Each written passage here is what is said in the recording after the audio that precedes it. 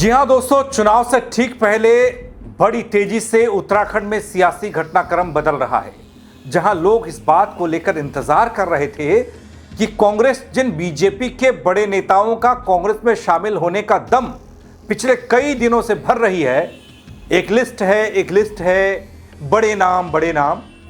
वहीं देहरादून से आई एक खबर ने कांग्रेस को चारों खाने चित कर दिया, जहां कांग्रेस से बीजेपी में नेताओं की बढ़ती एंट्री ने सियासी गलियारे में हलचल बढ़ा दी। दोस्तों, कांग्रेस को कैसे लगा बड़ा झटका और बीजेपी का बढ़ता कुनबा क्या कहता है, उन नेताओं के बारे में बताऊंगा जिन्हें अब बीजेपी अपने लिए बड़ा और महत्वपूर्ण बता रही है। पूरी खबर देखिएगा। नमस्कार, पहला मैं पंकज रौतेला, आप देख रहे हैं अपना उत्तराखंड न्यूज। दोस्तों, देश प्रदेश में दल बदल कोई नई बात नहीं है, अब देखिए ना, कुछ दिन पहले की ही बात है जब कांग्रेस वालों ने बीजेपी से निष्कासित कई पूर्व नेताओं को बहुत बड़ा बताकर पार्टी में ज्वाइनिंग कराई और 18 लोगों की लिस्ट का हवा अभी भी चल ही रहा है। लेकिन इधर बीजेपी ने कैसे चुपके से कांग्रेस में सेंधमारी कर एक नहीं 3 विकेट गिरा दी। वैसे खबर तो इन 3 तक सीमित नहीं है, कहा तो यह भी जा रहा है कि आगे बीजेपी के राष्ट्रीय अध्यक्ष नितिन नवीन साहब उत्तराखंड के दौरे पर आने वाले हैं और उस दौरे के दौरान बीजेपी की रणनीति बड़ी है। इस दौरान बड़ा फेरबदल हो सकता है उत्तराखंड की सियासत में, जो देखने को मिल सकता है। लेकिन दोस्तों, मैं मौजूदा खबर की बात करता हूं। कांग्रेस कोप में है तो बीजेपी गदगद, वो कैसे? इन तस्वीरों को जरा देखिए। आग्रह है और अपने प्रदेश के महामंत्री दीप्ति रावत जी से भी आग्रह है कि कृपया दर्शन लाल आर्या जी को भी आप भारतीय जनता पार्टी परिवार में सम्मिलित कराएं।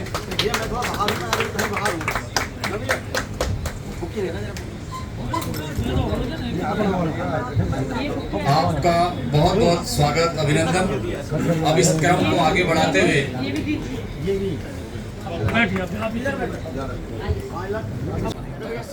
दोस्तों, जिन नेताओं को आज बीजेपी प्रदेश अध्यक्ष पार्टी का पटका पहना रहे हैं, ये कांग्रेस के बड़े योद्धा रहे हैं, वो कैसे आगे बताऊंगा। लेकिन ये बीजेपी में क्यों शामिल हुए, बीजेपी के क्यों हो गए, वो जानना बेहद रोचक है। दोस्तों, बीजेपी की सदस्यता लेने वालों में लक्ष्मी राणा, पूर्व जिला पंचायत अध्यक्ष रुद्रप्रयाग से आती हैं। मीना शर्मा, वरिष्ठ उपाध्यक्ष महिला कांग्रेस, पूर्व चेयरमैन रुद्रपुर नगर पालिका 2022 विधायक प्रत्याशी, इनकी डेजिग्नेशन है, ध्यान रखिएगा। दर्शन लाल आर्य, पूर्व विधायक उम्मीदवार घनसाली, जो बीजेपी में शामिल हो गए। दोस्तों, अब मैं बीजेपी में आने की कहानी बताता हूं इनकी असल वजह बताऊं उससे पहले, क्या ये सिर्फ एक राजनीतिक बदलाव है जो तस्वीरें हम देख रहे हैं उत्तराखंड में? कुछ लोग पूर्व बीजेपी के नेता विधायक रहे, वो कांग्रेस में चले जाते हैं और कुछ कांग्रेस वाले बीजेपी में आ जाते हैं, या फिर ये कांग्रेस के भीतर गहराती कोई अंदरूनी कमजोरी का संकेत है? जिस सदस्यता अभियान को कांग्रेस अपनी ताकत मानकर आगे बढ़ रही थी, जो बीते वक्त में हुआ है कुछ दिन पहले, क्या वही अब उसके लिए सेंधमारी का कारण बनता जा रहा है? और हां दोस्तों, क्या बीजेपी का लगातार बढ़ता कुनबा विपक्ष के लिए खतरे की घंटी, कांग्रेस के लिए खतरे की घंटी है? क्योंकि जिस तरह से एक के बाद एक बड़े नेता पाला बदल रहे हैं, उसने राजनीतिक समीकरणों को भी बदला है। खैर, मैं बात करता हूं उन 3 चेहरों की जो अब बीजेपी के हो चुके हैं।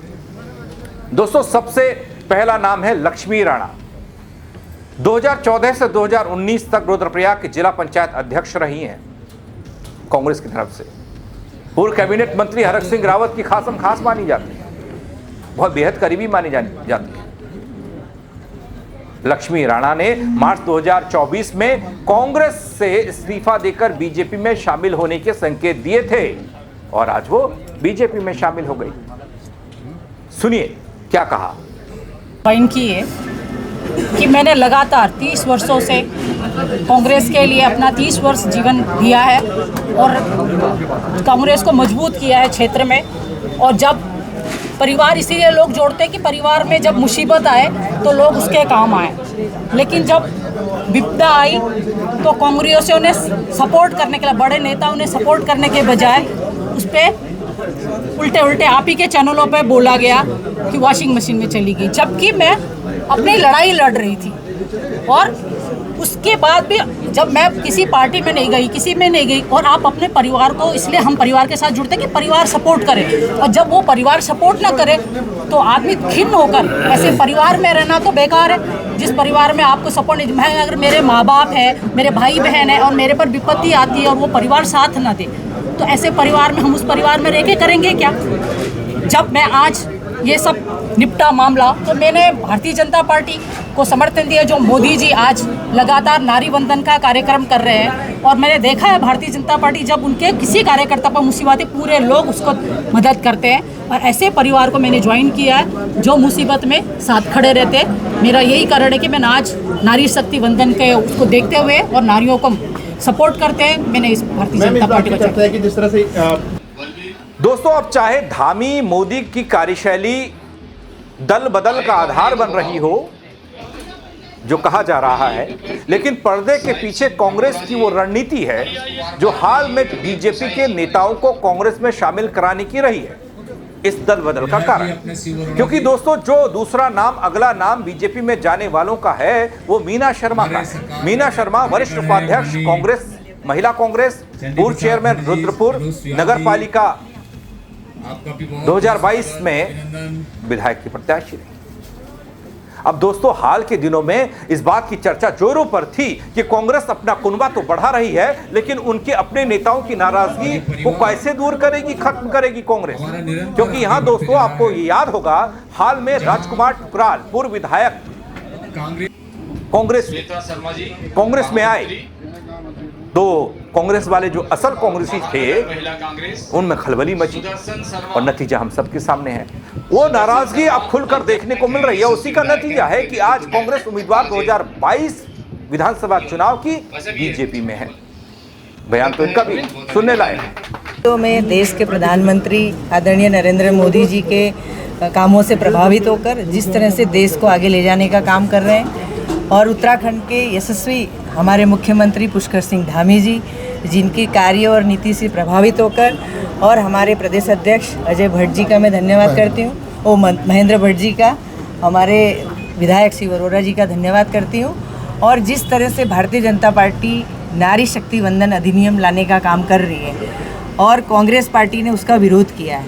एक तरफ तो कांग्रेस पार्टी नारी न्याय और लड़की हूँ लड़ सकती हूँ जैसे कार्यक्रम करके संदेश देना चाहती है कि हम महिलाओं के हितैषी है, लेकिन उत्तराखंड की ही बात करें, जिस लोकेश चटर्जी सांसद को पूर्व विधायक ने उनको गाली देने का, उनका अपमान देने का, उनके चरित्र पर कीचड़ उछालने का काम किया, भारतीय जनता पार्टी ने सिटिंग विधायक को 1 मिनट नहीं लगाया, उनको निकाल के बाहर किया, उनका टिकट काटा, और 4 साल से वो नाक रगड़ रहे हैं, फिर भी भारतीय जनता पार्टी ने उसको नहीं लिया। वहीं कांग्रेस पार्टी ने ऐसे व्यक्ति को, कि जिनकी 20 साल से पार्टी में हम कांग्रेस में काम कर रहे थे, महिलाएं बहुत मुश्किल से काम करती है पार्टी में, फील्ड में परिवार भी देखना होता है और संघर्ष करती है, और जब 20 साल से हम पूरी निष्ठा से, बल्कि 40 साल से मेरा परिवार कांग्रेस परिवार है और निष्ठा से काम करते हैं, और अपनी ही परिवार की कांग्रेस नेत्री को जिसने चरित्र हनन किया, मेरे पति की शारीरिक क्षमता पर सवाल उठाए, ऐसे व्यक्ति को हमारी पार्टी ने, कांग्रेस पार्टी जो थी, उन्होंने गले लगाने का काम किया, महिला को कमज़ोर करने का काम किया। तो उनकी दोहरा चरित्र सामने आता है कि एक तरफ तो वो नारी न्याय देने की बात करते हैं, और एक तरफ अपनी ही पार्टी की जो लगातार संघर्ष कर रही है, पार्टी का झंडा उठाने का काम कर रही थी, उसी नारी को कमज़ोर करने का, अपमानित करने का काम किया।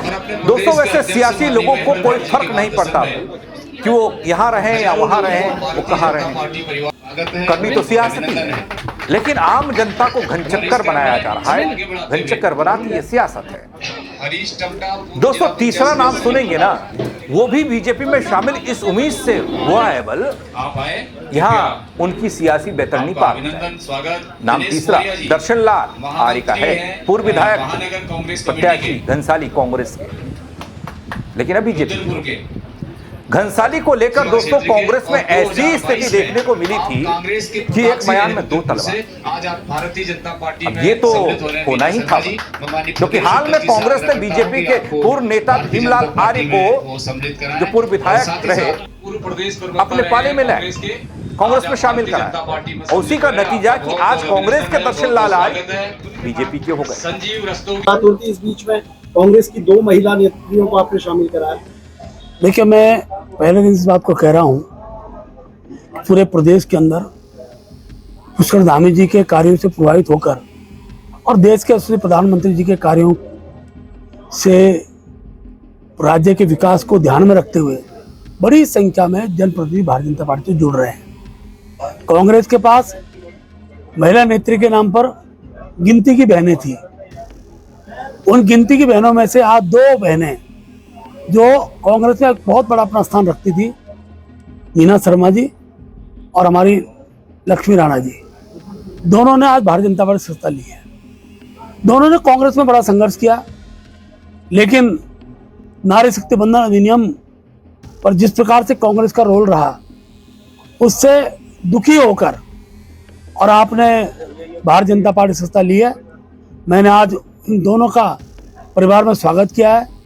आज दर्शन लाल भारती जो अनुसूचित जाति के बड़े नेता हैं और घनसाली से पिछली बार निर्दलीय चुनाव लड़े थे, अच्छे मत उनको मिले थे, उनका भी विधिक रूप से आज बीजेपी में सत्ता ली है। यह क्रम लगातार बनता जाएगा। और मैं इस बात को इसलिए कहता हूं कि मैंने पिछली बार भी इस बात को कहा था, जनता का भी जन दबाव जनप्रतिनिधि के ऊपर रहता है कि विकास के कार्यों को अवरुद्ध न करे। कांग्रेस जिस प्रकार से मिथ्या आरोप लगाकर और गुमराह करने का जो काम करती है, उसका भी खामियाजा कांग्रेस भुगत रही है। यही कारण है बड़ी संख्या में लोग आ रहे हैं। आज तो केवल 2-3 लोगों ने सत्ता ली है।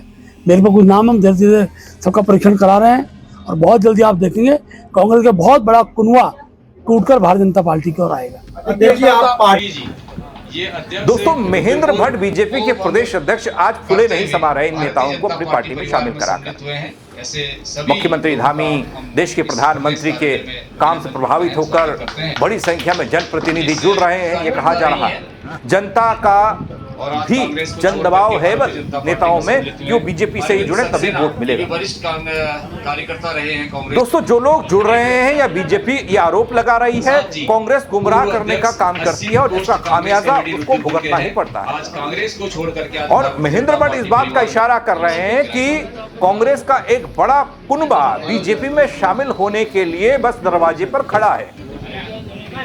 जो संकेत मिल रहे हैं, जिसका जिक्र मैंने पहले किया, जब नितिन नवीन राष्ट्रीय अध्यक्ष बीजेपी के उत्तराखंड के दौरे पर आएंगे तो क्या उस समय कोई बड़ा बम बीजेपी फोड़ेगी? किस ओर इशारा कर रहे हैं महेंद्र भट्ट? वो कहते हैं कि उनके पास इसकी एक लंबी लिस्ट है। अब तक कांग्रेस वाले गोदियाल साहब कह रहे थे कि एक लंबी लिस्ट है, अब बीजेपी वाले भी कह रहे हैं एक लंबी लिस्ट है। आगामी विधानसभा चुनाव के लिए पूरी तैयारियां चल रही हैं दोस्तों, और बीजेपी भी तैयार बता रही है। कांग्रेस पर निशाना साधा जमकर। इस दौरान आने वाले चुनाव में कांग्रेस को फिर से मुंह की खानी पड़ेगी, इस बात का जिक्र वो नेता भी कर रहे हैं जो कभी कांग्रेस के पाले में थे, पिछली बार कांग्रेस के लिए वोट मांग रहे थे। वह बीजेपी को कह रहे हैं, बीजेपी में आने के बाद कह रहे हैं कि कांग्रेस को इस बार मुंह की खानी पड़ेगी। 2027 के विधानसभा चुनाव में फिर से बीजेपी तीसरी बार सरकार बनाएगी। अब इस दल बदल की सियासत के बीच कैसे 27 में सियासी रण होगा और जनता किसके साथ खड़ी होगी, सवाल तो इसका है। लेकिन आप इन 3 चेहरों को लेकर, कांग्रेस और बीजेपी की इस सियासत को लेकर क्या कहेंगे? अपनी राय इस खबर को लेकर जरूर दीजिएगा दोस्तों, कमेंट के जरिए बताइएगा, शेयर करिएगा, और लोग भी देख पाएंगे तो अपनी राय दे पाएंगे। फेसबुक पर देखेंगे तो फॉलो कीजिएगा, यूट्यूब पर देख रहे हैं सब्सक्राइब नहीं किया है तो वो भी कर दीजिएगा दोस्तों। जय उत्तराखंड।